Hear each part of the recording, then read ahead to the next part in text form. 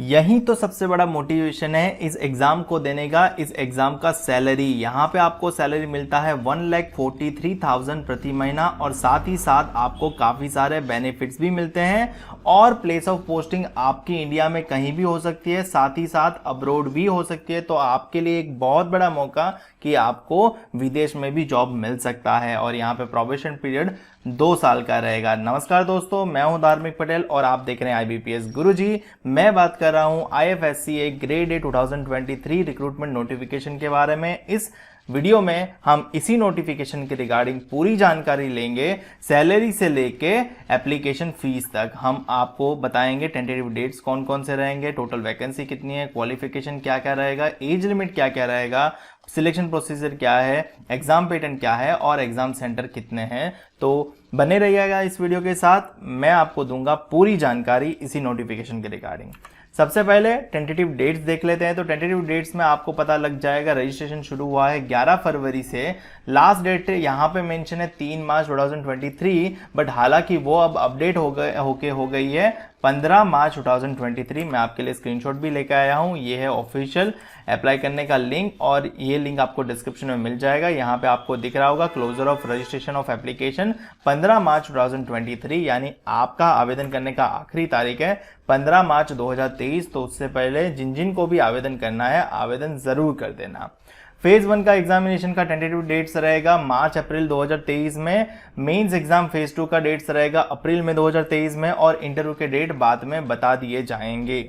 बढ़ते हैं आगे और जानते हैं टोटल वैकेंसी के बारे में, नंबर ऑफ पोस्ट के बारे में। तो टोटल पोस्ट है 20, जहां पे अनरिजर्व कैटेगरी के लिए यानी जनरल कैटेगरी के लिए मिलता है 10, OBC कैटेगरी के लिए 5, SC कैटेगरी के लिए 3, ST कैटेगरी के लिए 1 और EWS कैटेगरी के लिए भी 1 वैकेंसी मिलता है। एजुकेशन क्वालिफिकेशन की बात करूं तो ये भी आप पढ़ सकते हो, ये भी आप पढ़ सकते हो, ये भी आप पढ़ सकते हो और यहाँ पे आपको दिखा हुआ मिलेगा कि बैचलर्स डिग्री इन लॉ और करके लिखा है। और का मतलब ये होता है कि या तो लॉ में डिग्री होनी चाहिए या तो any other discipline from a recognised university. तो जिन जिन का भी ये डाउट था, डेली काफी लोग मुझे इंस्टाग्राम पे पूछते हैं।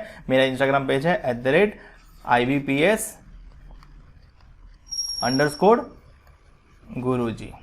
सो वहां पे फॉलो कर लेना मुझे, क्योंकि वहां पे मैं होता हूं most of the time online और आपके सभी क्वेरीज का आंसर तुरंत कर देता हूं। तो काफी लोगों ने पूछा था कि सर क्या बैचलर्स डिग्री होल्डर अप्लाई कर सकते हैं? जी हाँ, बिल्कुल अप्लाई कर सकते हैं, क्योंकि ये क्राइटेरिया सारे और में क्वालिफाई होता है। यानी इनमें से अगर आपके पास कोई भी एक क्वालिफिकेशन है तो आप एलिजिबल हो। तो या any graduate can eligible for this post. ठीक है, बैचलर्स डिग्री होनी चाहिए। आगे बढ़ते हैं, एज लिमिट का क्राइटेरिया देख लेते हैं। 1/2/2023 के अनुसार आपका एज लिमिट मैक्सिमम 30 इयर्स होना चाहिए, उससे ज़्यादा नहीं होना चाहिए। और 5 साल का एज रिलैक्सेशन मिलता है SC ST कम्युनिटी वालों को, 3 इयर्स का एज रिलैक्सेशन मिलता है OBC वालों को और 10 साल का एज रिलैक्सेशन मिलता है PWD कैटेगरी वालों को। और जो लोग जनरल कैटेगरी में है, EWS कैटेगरी में है, उनके लिए कोई एज रिलैक्सेशन नहीं है, तो उनके लिए मैक्सिमम एज लिमिट 30 इयर्स ही रहेगा। एज रिलैक्सेशन का मतलब होता है कि आपको मैक्सिमम एज लिमिट के ऊपर भी कुछ साल मिलते हैं। जैसे SC ST वालों के लिए 5 साल है तो वो लोग 35 साल के होंगे तो भी दे पाएंगे, OBC वाले 33 के होंगे तो भी दे पाएंगे और दिव्यांगजन अगर 40 के होंगे तो भी दे पाएंगे। ठीक है, चलिए आगे बढ़ते हैं और जानते हैं मोड ऑफ सिलेक्शन।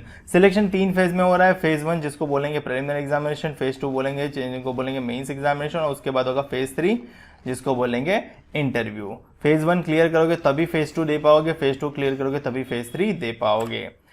बात करते हैं एग्जाम पैटर्न के बारे में। तो फेज 1 का एग्जाम पैटर्न कुछ इस प्रकार से है। मोर लाइकली आपको सिमिलरिटी देखने को मिलेगी सेबी के एग्जाम पैटर्न से। तो यहाँ पे पेपर 1 और पेपर 2 फॉर्मेट में है। पेपर 1 में अगर आप देखोगे तो जनरल अवेयरनेस है 25 क्वेश्चन, इंग्लिश लैंग्वेज है 25 क्वेश्चन, क्वांटिटेटिव एप्टीट्यूड 25 क्वेश्चन और टेस्ट ऑफ रीजनिंग है 25 क्वेश्चन। टोटल 100 क्वेश्चन, 100 मार्क्स बन जाएंगे, 60 मिनट का समय मिलेगा और इसमें आपको मिनिमम 30% मार्क्स तो लाने ही है, यानी 30 मार्क्स आपको लाने हैं कंपलसरी।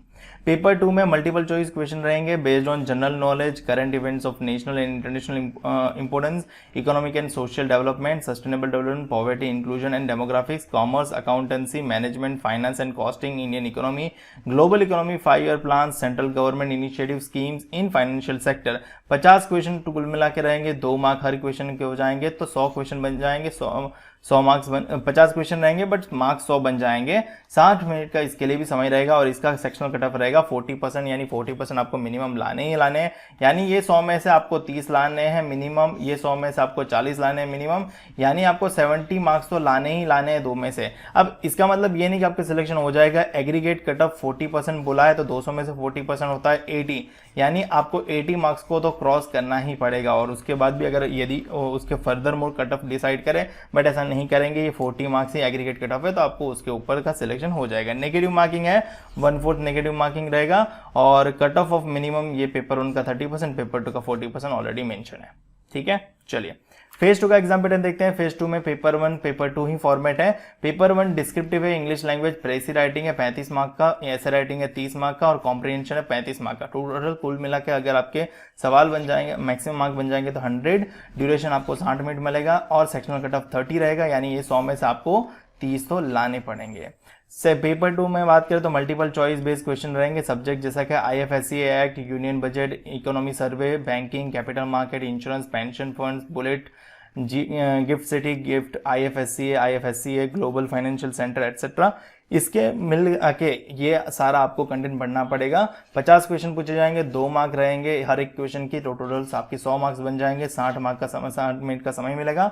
40% मिनिमम कट ऑफ है, यानी आपको इसमें से भी 40 मार्क लाने पड़ेंगे। एग्रीगेट कट ऑफ 40 है तो आपको टोटल में से 80 तो लाने ही पड़ेंगे। 1/3 इसका वेटेज ऐड होगा और 2/3 इसका वेटेज ऐड होगा, तो आपको ये चीज ध्यान रखना। नेगेटिव मार्किंग 1/4 है, कट ऑफ मिनिमम ये तो ऑलरेडी मेंशन है। ठीक है, तो ये रहा मेंस एग्जाम का पैटर्न है। इंटरव्यू में आपको फेज 2 के बेस्ड ऑन सिलेक्ट किया जाएगा। फेज 2 का फाइनल मेरिट में 85% काम लगेगा और इंटरव्यू का 15% जोड़ा जाएगा, तो आपका फाइनल मेरिट बनेगा टोटल 100 में से, जिसमें फेज 2 के मार्क्स का 80% दिया जाएगा और इंटरव्यू के मार्क्स का 15% जोड़ा जाएगा। नेक्स्ट है, ये है एग्जामिनेशन सेंटर। आपके कौन कौन से सिटीज में आपके एग्जामिनेशन हो सकते हैं, तो आप अपने स्टेट के अकॉर्डिंग एग्जामिनेशन सेंटर देख सकते हो कि उस सिटी में आपको एग्जामिनेशन देने जाना पड़ेगा। एप्लीकेशन फीस की बात करें तो अनरिजर्व, OBC और EWS कैटेगरी वालों को 100 रुपया 1000 रुपया एप्लीकेशन फी देना है और SC ST कैटेगरी वालों को 100 रुपया एप्लीकेशन फी देना है, जो नॉन रिफंडेबल है, यानी आपको वापस नहीं मिलेगा। सो ये था IFSCA ग्रेड A 2023 की नोटिफिकेशन के बारे में, जहां पे आपको सैलरी मिलने वाला है 1,43,000। सो डेफिनेटली ट्राई तो देना ही चाहिए, ऐसा नहीं करना चाहिए कि हम ट्राई भी ना करें। कोशिश करना नहीं करना ये बुरी बात है। ठीक है, मिलते हैं अगले वीडियो में।